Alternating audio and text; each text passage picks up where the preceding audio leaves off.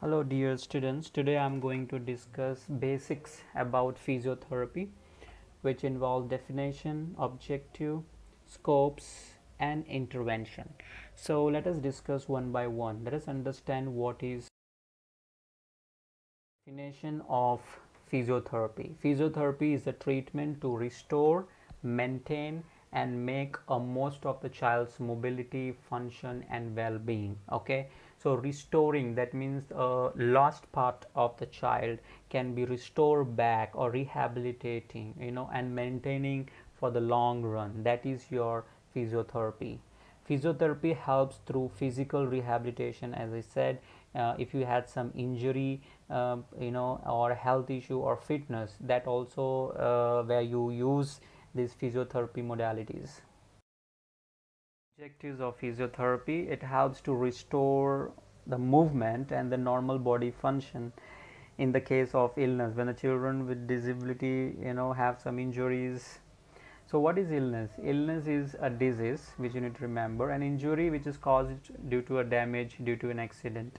And physiotherapy plays an important role in correcting the bone fractures, joint dislocation, muscle damage, skin, brain injuries mostly, which happens in disability, and limiting person's mental or physical ability. Those who have limited functioning abilities in physical and mental, can be physiotherapy can play a major role. For example, strokes, multiple sclerosis and Parkinson.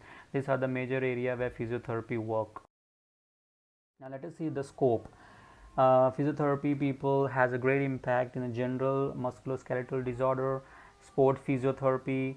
They have a post-operative rehabilitation, chest physiotherapy, pediatric physiotherapy, where they can play a important role, or where they can work, in a different. That means they have great impact. They have great scope in working in this particular area. Of physiotherapy. So there are 9 types which we are going to discuss. First one is ultrasound. Ultrasound has been used in a variety of therapeutic, which includes the fracture healing related to disability and non-disability as well. So this is very important, and I think you will have aware of ultrasound. Then we have phonophorosis. It is a specific application of ultrasound to enhance the delivery of topical drugs. That means you're going to deliver the drugs into the children with in disability as well as the normal. So this technique has provided effective in enhancing the absorption of dexamethasone. This is kind of a drug where you inject to solve the problem in the skin, eye or breathing. That's the medicine where they take. And then you have electrical stimulation. Electrical stimulation is also called e-steam.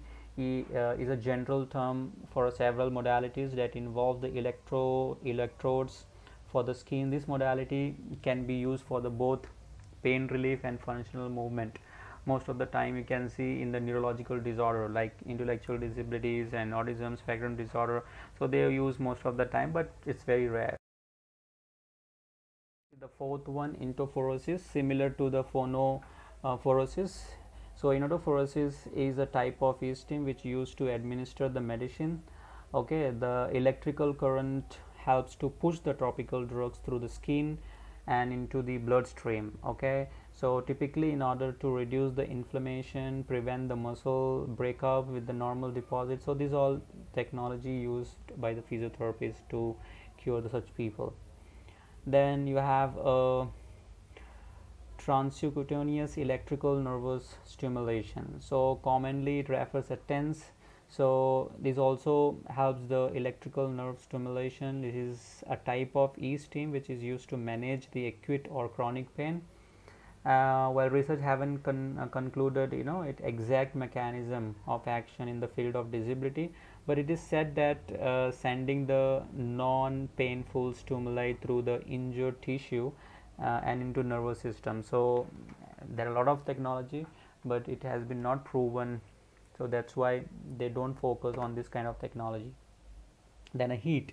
So dry heat has a long been to go to the treatment, as it is very good if sometime when you were small you try to take a heat, which fix in the cloth, and you try to just massage or do some sort of muscle ache, and the deeper heating methods, the dry heating significantly affect the screen to reduce the pain.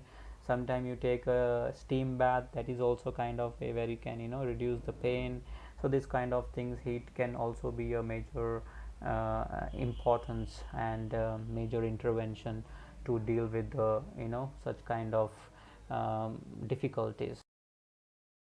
Let us see seventh one. Moist heat is another form of superficial heat therapy, which is used to reduce the pain in the disability. So therapists work very keenly in this moist heat therapy, where they have a several result against the disability as well.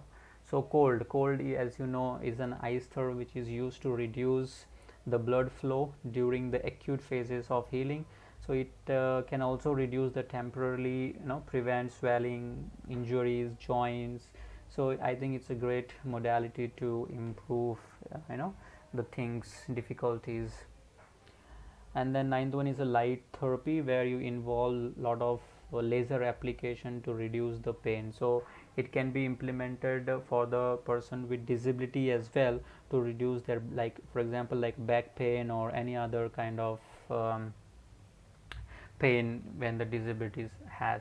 So as we are not a physiotherapy, we will not go in detail, but this is just a gist which you just need to know.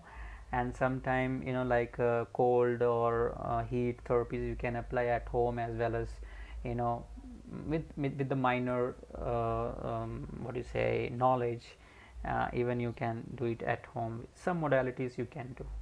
So that's it about physiotherapy.